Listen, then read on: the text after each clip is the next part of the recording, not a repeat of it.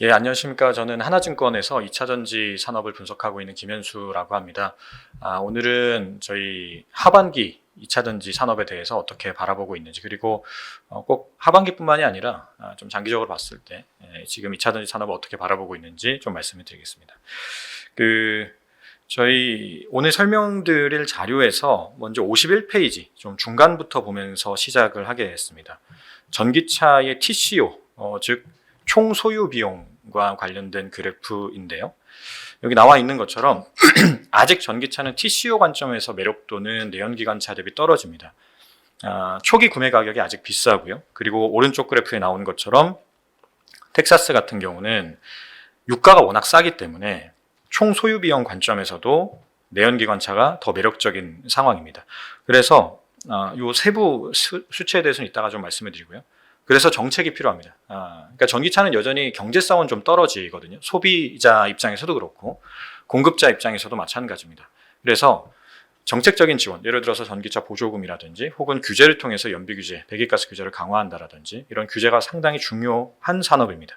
그래서 정책적인 동력이 확고하냐가 저희 산업의 성장 경로를 전망하는 데 있어서 굉장히 중요한 부분인데, 이제 시작인데요. 첫 번째 페이지에 써둔 것처럼 전망을 하는 데 있어서 좀 모순적인 상황들이 최근에 발생하고 있습니다. 세 가지 모순이 있는데요.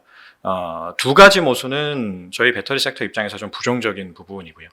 세 번째 모순은 긍정적인 부분입니다. 어떤 모순이 있는지 좀 보면서 말씀을 드리겠습니다. 방금 말씀드린 대로 전기차는 정책적인 지원이 확고해야 됩니다. 근데 전기차라고 하는 건 3페이지 첫 번째 줄에 나온 것처럼 단순히 자동차 산업의 정책 지원에만 기반하는 것이 아니라 인류의 이 카본 에너지 시스템, 그러니까 화석연료 기반의 에너지 시스템이 그린 에너지 시스템으로 전환되는 큰 물줄기 속에서 한 지류죠.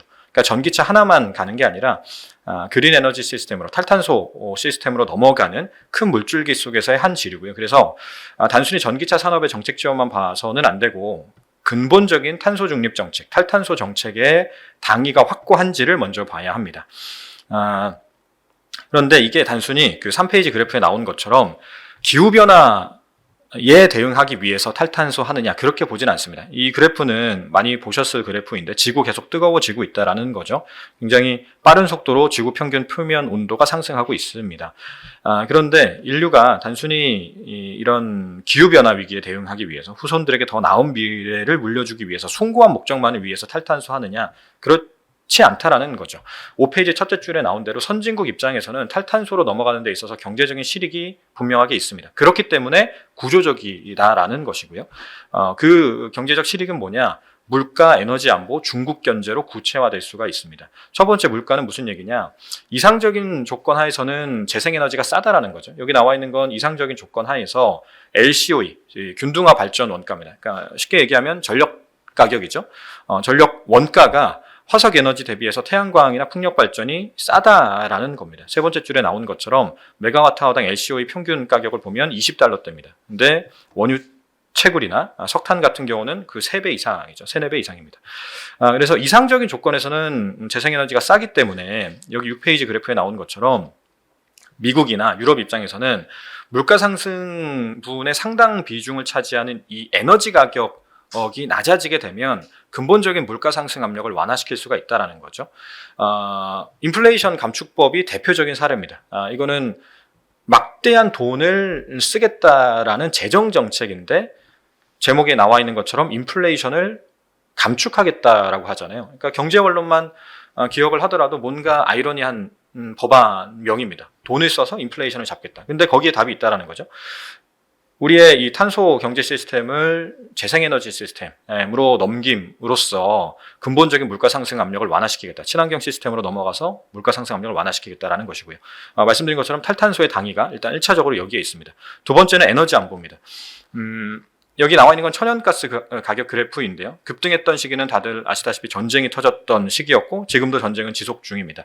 이렇게 터졌을 때 유럽이, 특히나 독일이 얼마나 이 정치 외교적으로 스탠스가 제한됐었던 것이 얼마나 제한됐었는지 다들 기억하실 겁니다. 그러니까 이 한 국가의 에너지를 지나치게 의존했을 때 얼마나 이 에너지 안보 측면에서 리스크가 커지는지 다들 우리가 봤었고, 미국도 마찬가지죠. 오펙 플러스를 계속해서 신경 써야 되는 이런 흐름들이 에너지 안보 측면에서는 계속해서 리스크를 야기하고 있습니다. 그런데 재생에너지는 이동성에 제약이 있죠. 풍력 발전이나 태양광, 어느 정도 이동할 수는 있겠습니다만 석탄이나 석유처럼 간편하게 이동할 수 있는 이동성하고는 비교할 수가 없습니다.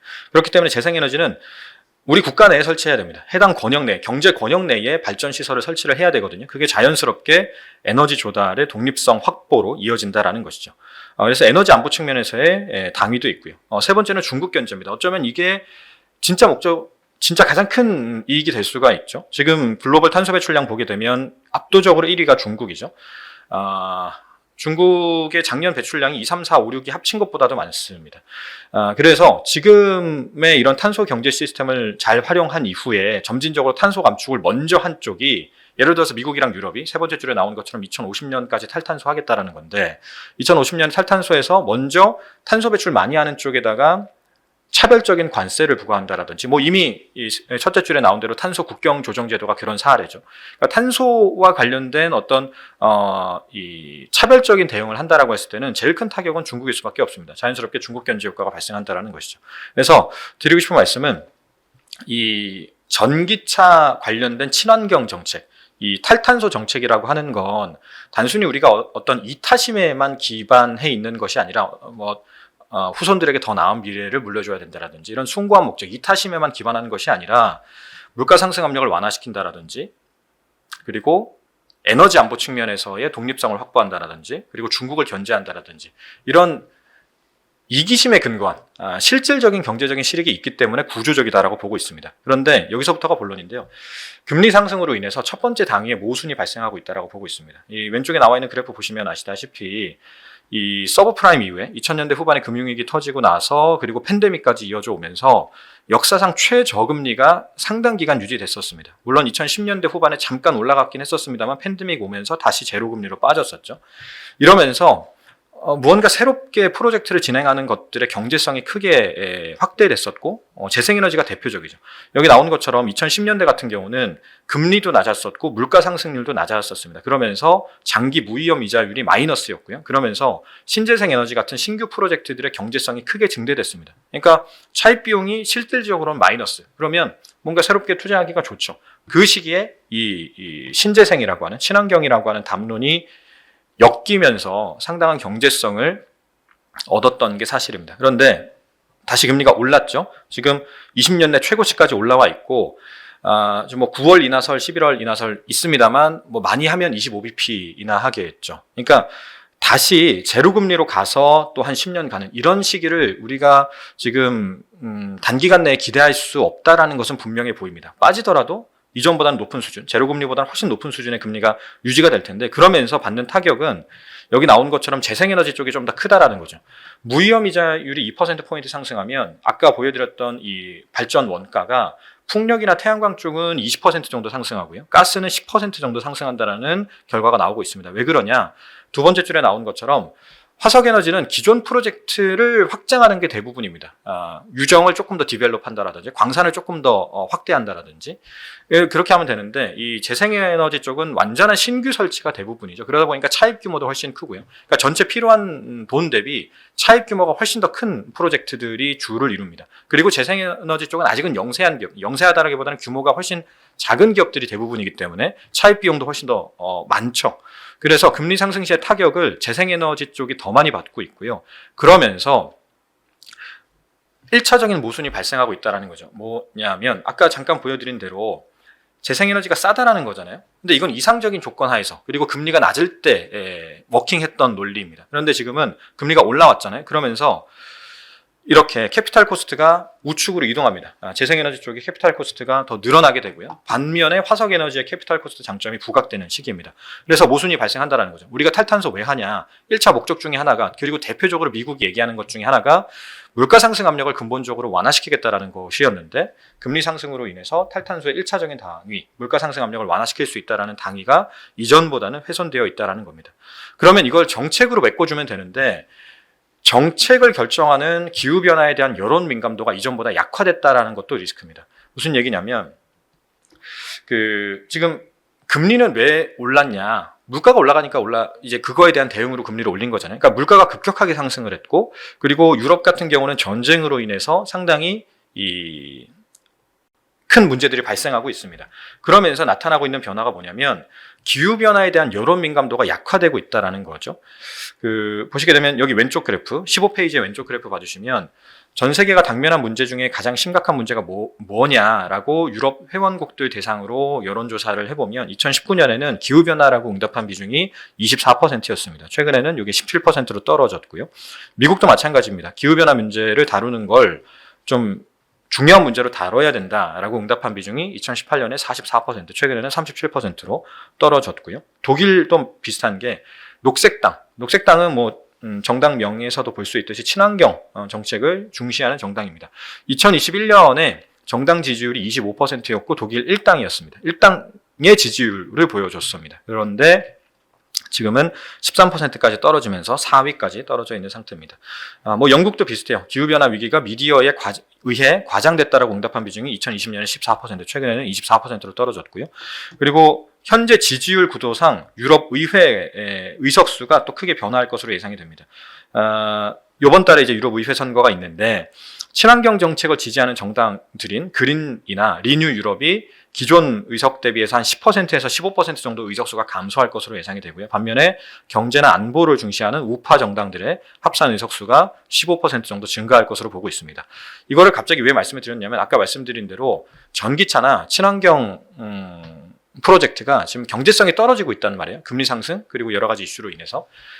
그러면 그걸 정책으로 메꿔줘야 되고 2010년대만 하더라도 그리고 2020년대 초반까지만 하더라도 기후변화에 대한 여론 지지가 굉장히 강했기 때문에 여론 민감도가 높았고 기후변화 대응에 대한 여론 지지도 강했기 때문에 정책 동력이 강했습니다. 그런데 지금은 정책 동력이 약간 약화되는 흐름이거든요. 전쟁이나 금리 상승이나 경제 성장률의 둔화나 이런 부분들을 인해서 결국은 다 돈 문제죠. 돈 문제로 인해서 이게 쉽게 말해서 기후변화 대응하는 게 약간 배부른 소리로 치부되는 그런 상황입니다. 그러면서 나타나는 변화가 있다는 거죠. 대표적으로 유럽의 배기가스 규제 완화입니다. 유로7이라고 하는 이름으로 규제가 이루어지고 있는 배기가스 규제는 2021년 하반기에 원래 유로7 논의되던 초기안에 따르면 일산화탄소 배출 기준이 킬로미터당 2mg까지만 배출하게끔 해준다라는 것이었습니다. 그런데 이제 지난 2달 전에 발표된 4월에 발표된 최종안에 따르면 4.5mg까지는 배출해도 된다 이렇게 열어줬습니다. 그러니까 원래 2까지만 열어주려다가 4.5까지 열어준 거죠. 질소산화물도 마찬가지입니다. 20mg만 배출하게끔 하겠다라고 했다가 60mg까지 열어줬습니다. 이게 구체적인 수치가 중요한 게 아니고요. 여기에 담긴 정책 철학이 중요하죠. 현실을 고려하기 시작했다라는 겁니다. 자동차 기업들이 이 규제대로 가면 수익성이 너무 악화된다. 그리고 이게 결국은 소비자들에게 가격 인상으로 전가되고 그러면서 물가 상승 압력을 심화시키고 그러니까 이런 부분들 다 돈 문제입니다. 현실론을 고려하기 시작했다는 거고요. 대표적인 사례도 여기에 있죠. UN 기후변화협약. 원래 화석에너지의 단계적 퇴출이라고 하는 표현을 넣느냐 안 넣느냐가 주요 쟁점이었는데 퇴출이라고 하는 문구는 안 썼고요. 멀어지는 전환, transitioning away라고 하는 문구를 채택했습니다. 미국도 마찬가지죠. 2달 전에 연비 규제안이 완화가 됐습니다. 2022년에 바이든이 발표했었던 연비 규제안 대비해서 한 연도별로 15%에서 20% 정도 연비 규제를 완화시켜줬습니다. 연비 규제를 완화시켜주면 친환경차로 넘어가는 동력이 단기간 약화될 수밖에 없죠. 그래서 지금 글로벌 에너지 업계의 기조가 이런 정책 동력의 약화로 인해서 그리고 경제성의 문제로 인해서 약간 나타나는 변화가 이상적인 그림을 그리기보다는 그러니까 이상적인 건 바로 친환경으로 다 넘어가는 건데요. 예를 들어서 바로 풍력 발전 다 하고 태양광 다 하고 바로 전기차로 넘어가는 겁니다. 근데 그렇게 넘어가기보다는 지금 당장 살아남아야 되잖아요. 돈 문제를 해결해야 됩니다. 돈 벌어야 된다는 거죠. 그래서 화석 에너지를 어느 정도 활용하면서 탈탄소하는 이런 현실론을 이 본인들의 전략에 반영하고 있습니다. 대표적인 사례가 CCS인데요. 탄소 포집 기술이죠. 그러니까 이 말 그대로 화석 에너지에서 발생시키는 탄소를 포집하는 겁니다. 그러면 기존의 석탄이나 석유를 통해서 에너지 발생시키고요. 대신에 거기서 발생하는 탄소는 우리가 탄소 포집 기술을 통해서 흡수하겠다라는 거죠. 이거는 국내 건설사들이나 이런 플랜트 하는 기업들이 많이 하고 있습니다. 삼성 엔지니어링이나 기타 기업들도 지금 이미 하고 있는 건데 이쪽에 자본의 흐름이 향하고 있다라는 것이죠. 프랑스에서 가장 큰 에너지 기업인 토탈도 대표적인 사례인데 연간 150만 톤의 이산화탄소를 처리할 수 있는 CCS 프로젝트를 올해부터 시작을 했고요. 이거를 이제 덴마크 북해에다가 저장을 하겠다. 그러기 위해서 지금 라이선스를 획득한 상태입니다. 엑슨모빌도 마찬가지고, 그러니까 우리가 다 알만한 엑슨모빌, 토탈, 쉘 이런 기업들이 이 CCS 기술에 관심을 높이고 있고, 동시에 그러면서 브릿지 에너지를 활용하고 있습니다. 그러니까 기존의 탄소 에너지에서 발생시키는 탄소는 탄소 포집 기술을 통해서 잡고, 그리고 화석 에너지 중에서도 탄소 배출량이 적은 브릿지 에너지를 활용한다라는 거죠. 대표적인 사례가 여기 나와 있는 액화천연가스 LNG입니다. LNG는 기본적으로는 화석 에너지 베이스죠. 다만 탄소 배출량이 석유나 석탄 대비해서는 적잖아요. 그래서 여기 왼쪽 그래프에 나오는 것처럼 쉘은 현재는 전체 에너지 세일즈에서 오일 프로덕트 비중이 절반 정도 되는데, 이거를 30%대로 낮추고 그 비중만큼을 LNG로 채우겠다라고 얘기를 하고 있습니다. 지금 배터리 세미나인데 왜 이런 얘기를 갑자기 했느냐. 이 비슷한 개념. 그러니까 지금 보면 에너지 업계의 기류가, 지금까지 말씀드린 거 잠깐 정리하면 에너지 업계의 기류가 바로 탈탄소, 이상적인 정말 완전한 의미의 탈탄소로 넘어가는 데 있어서 돈 문제가 발생하다 보니까 좀 현실론을 고려하고 그러면서 탄소 포집 기술이나 브릿지 에너지로 가고 있다라고 말씀을 드렸잖아요. 이런 비슷한 개념이 자동차 업계에서도 나타나고 있다라는 거죠. 이퓨얼이 대표적입니다. 지금 이퓨얼은 이미 많이들 보셨을 것 같은데, 직역하면 전기연료죠. 물을 전기분해해서 얻은 수소에다가 탄소를 합성해서 넣는 겁니다. 그러니까 수소는 물에서 얻고요. 대신에 거기에 이제 탄소가 일부 필요하기 때문에 공기 중에 있는 탄소를 포집합니다. 그러면 오히려 공기를 개선하는 효과, 환경을 개선하는 효과가 발생하게 되는 거죠. 그래서 친환경적이고, 대신에 이거를 자동차에 넣어서 굴리면 탄소를 배출하겠죠. 그런데 그때 배출되는 탄소량은 기존의 그 휘발유 대비해서는 한 3분의 1 수준입니다. 그래서 생산 과정에서는 탄소가 마이너스 효과가 발생하고요. 운영 과정에서는 탄소가 소규모 발생하니까 라이프 사이클 관점에서는 탄소 뉴트럴이 가능하다라는 것이죠. 그래서 유럽이 이걸 허용해 줬다는 것입니다. 2035년에 다들 많이 얘기하는 게, 유럽에서는 이제 내연기관차 판매 안 된다. 이거에 저희 섹터가 기대고 있잖아요. 그런데 지금 유럽은 2035년에 내연기관차 판매 금지 그러니까 판매 금지 공표한 거 맞습니다. 그런데 이퓨얼은 사용해도 된다 이렇게 열어뒀거든요. 그러니까 무슨 말이냐면 2035년부터 내연기관차 판매 안 되는데, 다만 판매를 할 것 같으면 그 내연기관차는 이퓨얼만 사용해야 된다라고 얘기를 하고 있습니다. 그러면 이퓨얼을 사용한 내연기관차는 기본적으로 엔진 기반의 자동차잖아요. 그러니까 기본적으로 탄소 배출하는 이퓨얼을 쓰기 때문에 엔진을 쓰는 겁니다. 그러니까 그때 과거에 생각했을 때는 2035년에 전기차만 팔릴 거다라고 생각을 하실 수가 있지만 그렇지 않을 수 있다라는 것이죠. 내연기관차 중에서 이퓨얼을 사용한 내연기관차는 판매되고 있을 수가 있다라는 겁니다. 이게 저희 섹터 입장에서는 악마의 디테일이 될 수 있다라는 거고요. 그래서 국제에너지기구도 이퓨얼 없이는 탄소 중립 불가능하다라는 의견을 제시하고 있는 것도 이런 부분들을 반영하고 있습니다. 그래서 여기 나와 있는 사례들, 미국의 인피니엄이나 여기는 액체 연료를 합성하는 기술이기 때문에 이런 기술이 있는 기업들이 지금 이퓨얼 시장으로 들어오고 있고요. 여기에 SK이노베이션이나 미쓰비시 같은 큰 기업들이 투자를 하고 있는 그런 상황입니다. 남미에 있는 HIF 글로벌도 마찬가지고요. 여기는 이제 포르쉐와 협업을 하고 있죠. 그러니까 이런 식으로 이퓨얼을 활용한 브릿지 에너지 개념을 활용한 사례가 늘어나고 있고, 하이브리드도 대표적이죠. 지금 연비 규제가 완화되고 배기가스 규제가 완화됐기 때문에 향후 한 2, 3년간 이 하이브리드를 가지고 최대한 수익성을 극대화하려는 시도는 자동차 업체 입장에서 당연한 논리적 귀결입니다. 그래서 하이브리드, 이퓨얼, 이 구체적인 개념보다 중요한 건 말씀드린 것처럼 글로벌 에너지 업계와 자동차 업계가 돈 문제로 인해서 요 브릿지 에너지나 탄소 포집 기술에 눈을 돌리고 있다는 거고요. 절대 이게 계속 갈 것이나 그렇지 않습니다. 언제가 될지는 모르겠습니다만 완전 전기차로 넘어가겠죠. 그게 우리가 2020년, 21년에 전망했었던 건 2030년 되면 거의 전기차 다 될 거다라고 생각을 했었던 것인데, 그거보다는 늦춰질 가능성이 최근의 기류를 보면 상당히 높다라는 것입니다. 그런데 저희 섹터는 지금 좀 빠져서 여전히 PER 100배 넘잖아요. 그러니까 저희처럼 이제 그 PER이 높은 섹터 입장에서는 이런 중기적인 전망치의 하향 조정에 상당히 취약할 수밖에 없습니다. 그런 부분들을 지금 주가 측면에서 좀 고려해야 된다라는 것이고요. 그렇다라고 해서 파리가 교토가 될 것이냐, 이게 뭔 얘기냐면 우리가 얘기하고 있는 이 모든 것들이 파리 협약으로부터 시작이 됐잖아요. 오른쪽에 나온 것처럼 2015년에 채택이 된 파리 협정 이후에 이제 탈탄소 논의가 본격화됐는데, 과거 교토 의정서도 2005년에 발효되고 나서 처음에 선진국들이 먼저 시작을 했죠. 그러면서 좀 힘을 얻어갔었었는데 결정적으로 이게 사실상 좀 형이화됐던 건 2012년부터 신기후 체제로 넘어와서 중국이 들어올 예정이었는데 중국이 안 들어왔죠. 그러면서 둘째 줄에 나온 것처럼 그럼 선진국들도 안 한다 이러면서 미국, 일본, 러시아, 캐나다 탈퇴하면서 사실상 교토 의정서는 뭐 유명무실화됐다라고까지 표현하기는 어렵지만 상당히 그 동력이 약화됐던 게 사실입니다. 그런데 파리 협약은 다르죠. 파리 협약은 일단 전 세계 협약 당사국이 다 한 번에 들어왔고요.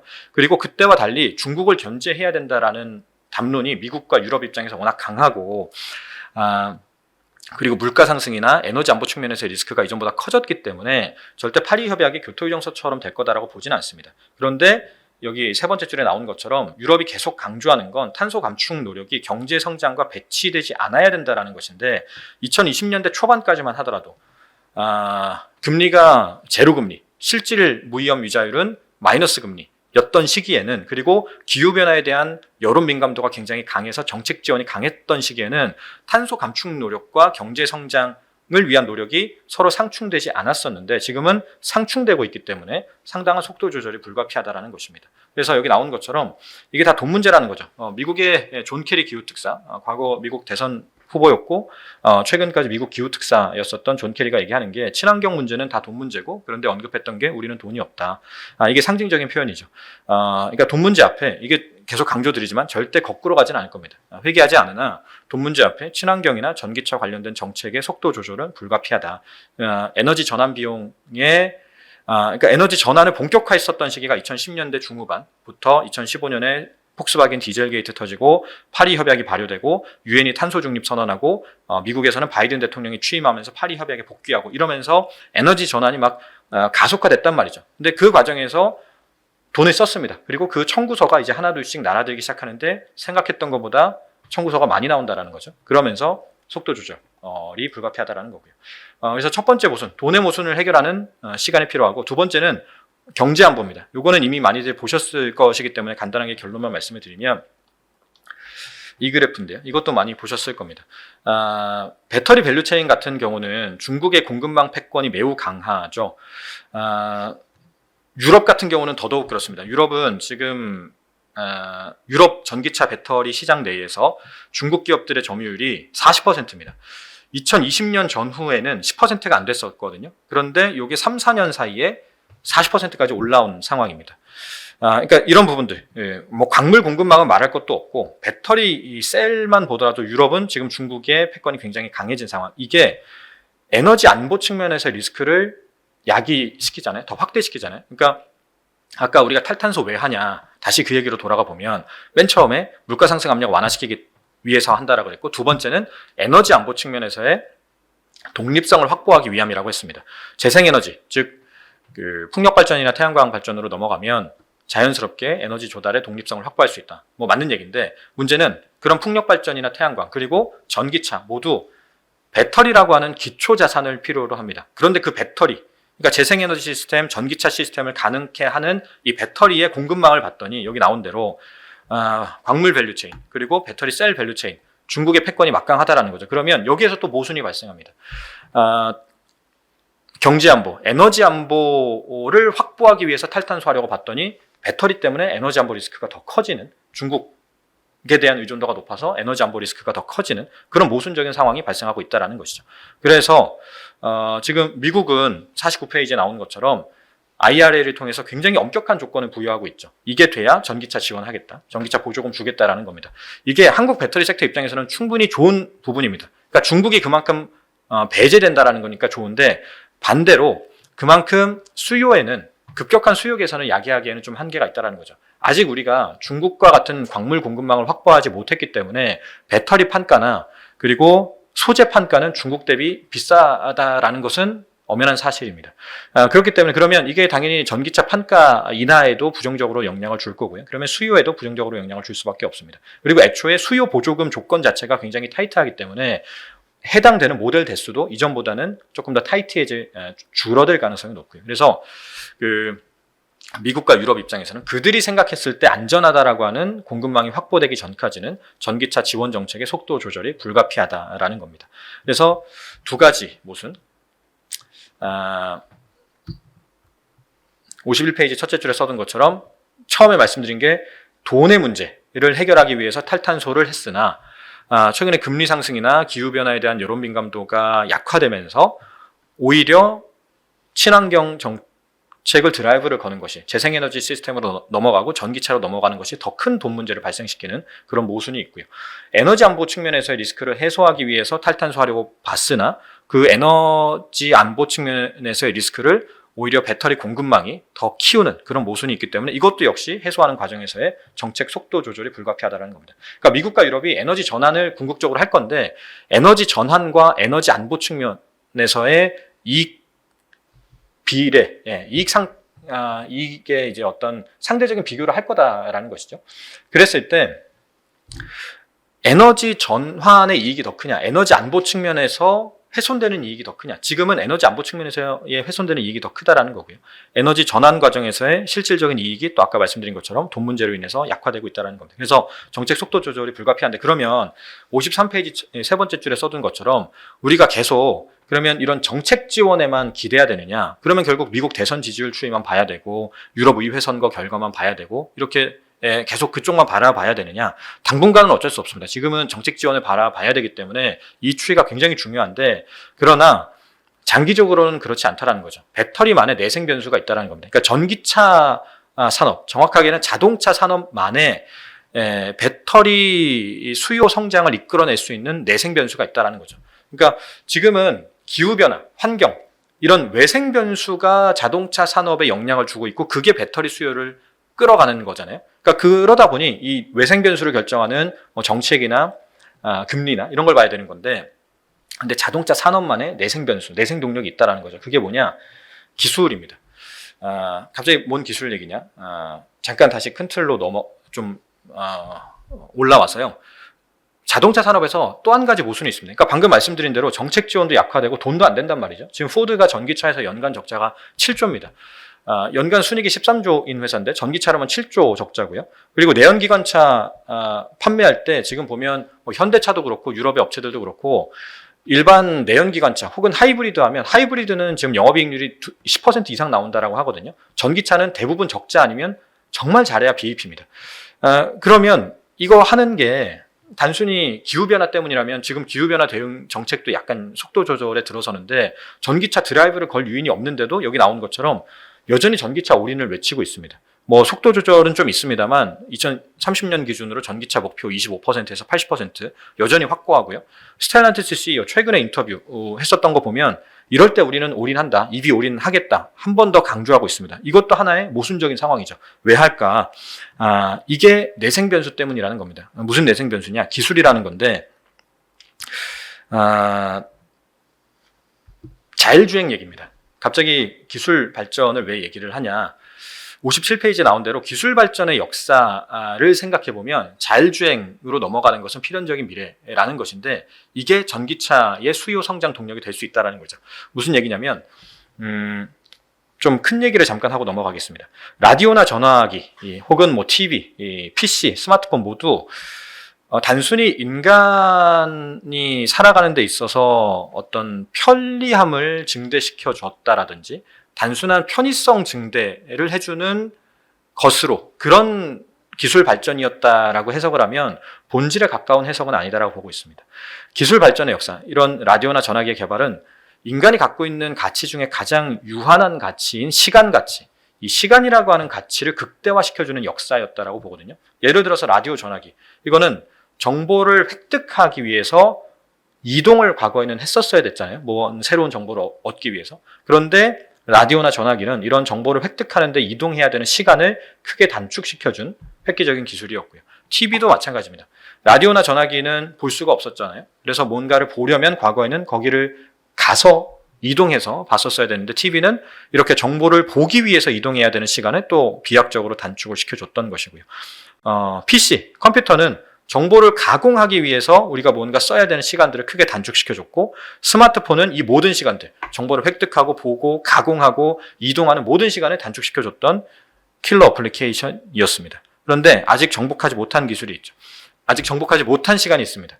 아무리 기술이 발전해도 인간 자체의 물리적 이동, 그 과정에서 써야 되는 시간은 우리가 아직 정복하지 못했다라는 것이죠. 무슨 얘기냐면 운전자가 물리적으로 이동하는데 써야 되는 시간, 물리적으로 이동하는데 집중하면서 써야 되는 그 시간은 아직 우리가 정복하지 못했다라는 겁니다. 운전해야 되잖아요. 운전에 집중을 해야 됩니다.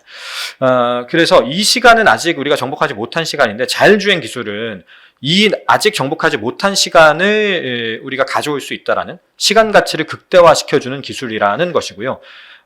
방금 말씀드린 것처럼 라디오, 전화기, TV, PC, 스마트폰, 이런 핵심 디바이스들, 킬러 어플리케이션들의 발전 역사는 우리가 가장 중요하게 생각하는 이 시간 가치를 극대화시켜주는 방향으로 발전해왔었고, 자율주행 기술도 역시 이 인류 기술 발전의 핵심 명제와 맞닿아 있다는 점에서 필연적인 미래다라고 보고 있습니다. 지금 보면 북미, 유럽, 아시아 서베이를 해보면, 이게 이제 질문이 자율주행 되면 뭐 할 거냐 라는 질문이거든요.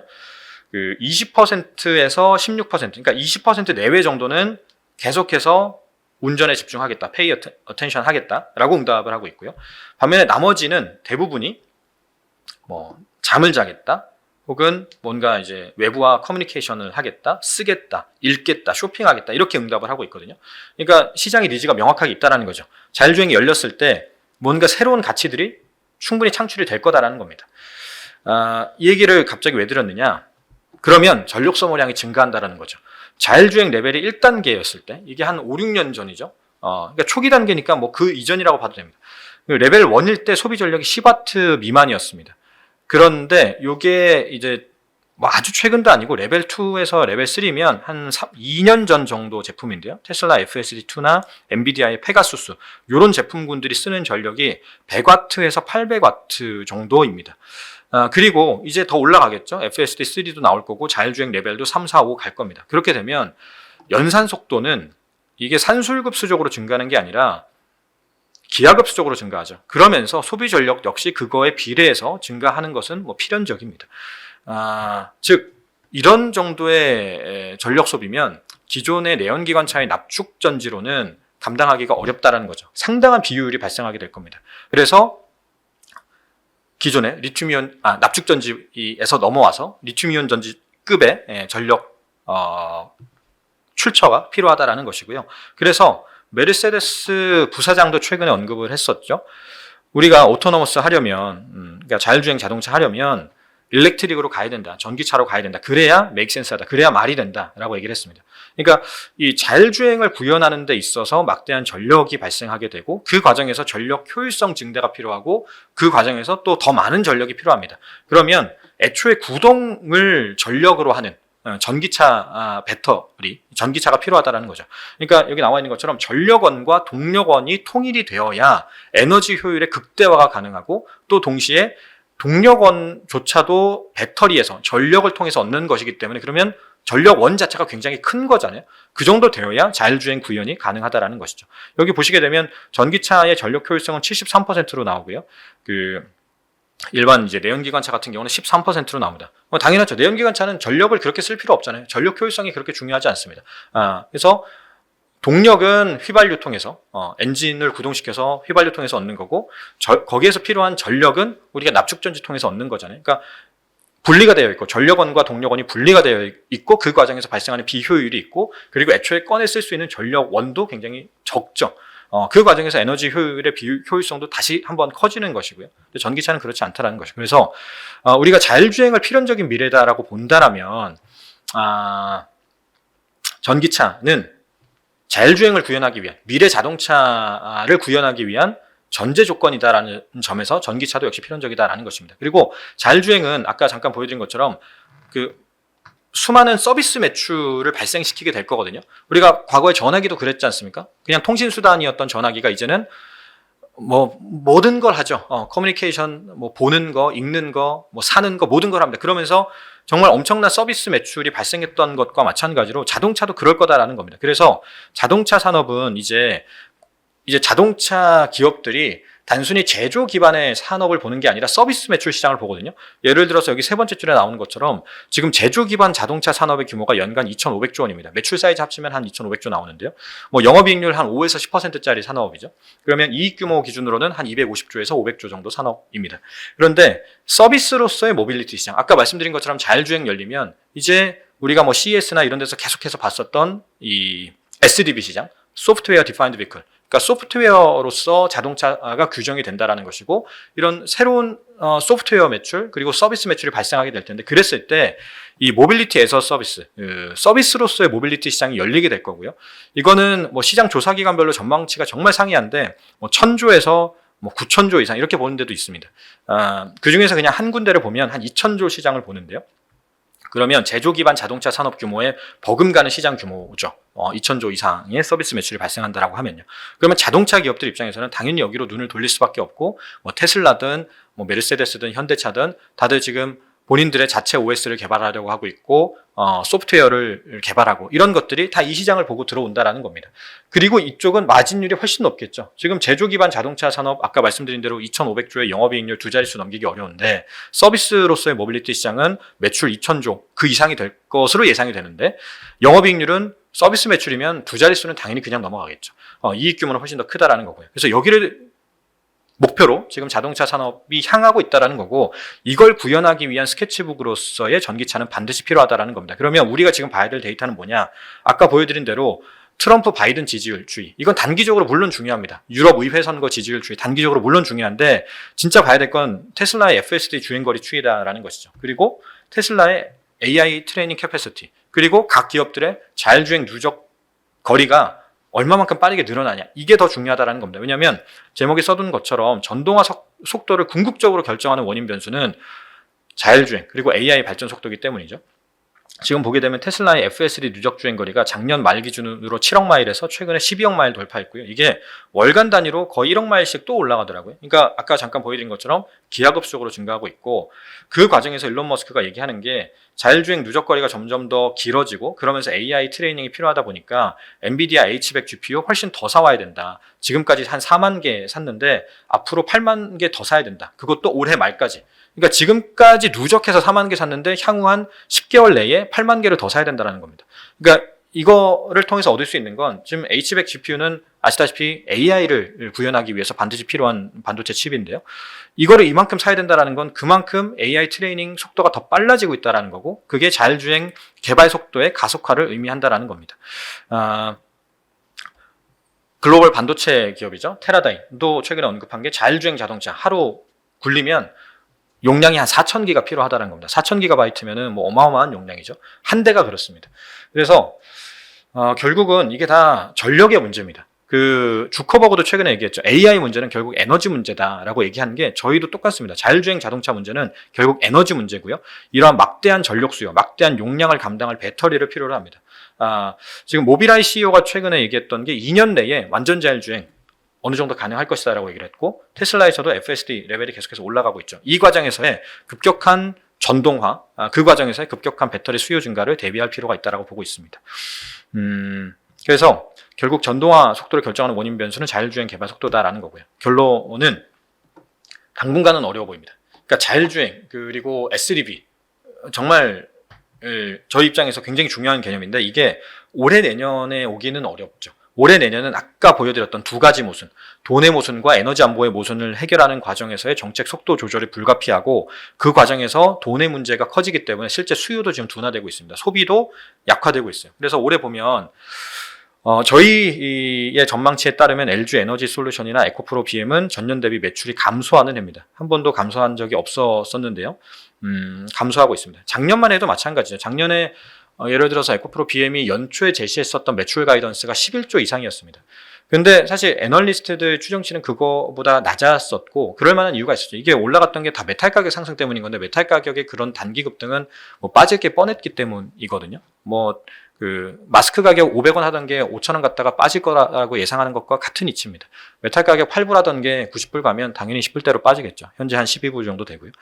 그러니까 이런 부분들 때문에 작년 실제로 매출은 9조 대까지 빠졌고 11조로 예상했으나, 그리고 올해는 지금 6조 내외까지 빠질 것으로 예상이 됩니다. LG 엔솔도 전년 대비 매출 성장이 좀 어려운 시기고요. 그래서 드리고 싶은 말씀은, 저희가 지난 한 4, 5년간 연평균 수요 성장률이 69%였거든요. 그러면서 밸류에이션도 리레이팅이 됐었습니다. 그런데 올해는 매출이 감소하는 시기고요. 그리고 내년에 회복하겠으나 다시 70%의 성장률을 회복하기에는 어렵습니다. 뭐 수요 성장, 전기차 성장률이 70%가 이제 안 나오기 때문에 당연히 이거는 불가능합니다. 그러면 멀티플의 디레이팅을 소화해야 된다는 거고요. 여전히 지금 굉장히 높은 PER을 받고 있는데 이 과정에서의 디레이팅을 소화해야 된다는 것이죠. 그래서 당분간은 여기 보여드린 것처럼 LG 에너지 솔루션이나 뭐 포스코 퓨처엠이나 에코프로 BM 모두 적정 시총내, 예를 들어서 에코프로 BM은 저희가 20조 원에서 30조 원, 그리고 LG 에너지 솔루션은 한 80조 원에서 100조 원 사이, 이 정도에서의 트레이딩 접근만 권고드립니다. 향후 3년간은 생존 경쟁이고요. 이 과정에서 정책 지원이 약화되는 요 구조에서 살아남는 경쟁이라고 보고 있습니다. 다만 2020년대 후반은 시장이 끌고 갈 거다라는 거죠. 2020년대 후반에 이 자율주행 레벨이 상승하는 과정에서의 전기차 수요 증가, 배터리 탑재 용량 증가를 전망하고 있습니다. 그 과정에서 또 새롭게 성장 동력을 얻을 수 있다라고 보고요. 물론 그때 이제 연평균 한 20% 정도의 성장을 보기 때문에 뭐 다시 뭐 70, 80%의 성장을 해서 밸류에이션이 또 PER이 뭐 100배 간다 이렇게 보는 건 아니고요. 여기 보여드린 것처럼 CAGR 20% 레벨을 회복하게 되면 멀티플도 적어도 타겟 PER 20배 정도까지는 적정하다라고 보고 있습니다. 그래서 타겟 PER 20배 가지고 밸류에이션을 했을 때 아까 말씀드린 트레이딩 밸류가 나오기 때문에 당분간은 대형주 같은 경우는 그런 이 구간 내에서의 트레이딩만 권고를 드리고요. 장기적으로는 계속해서 충전 속도 개선이 돼야 되고 주행거리 확장 일궈야 됩니다.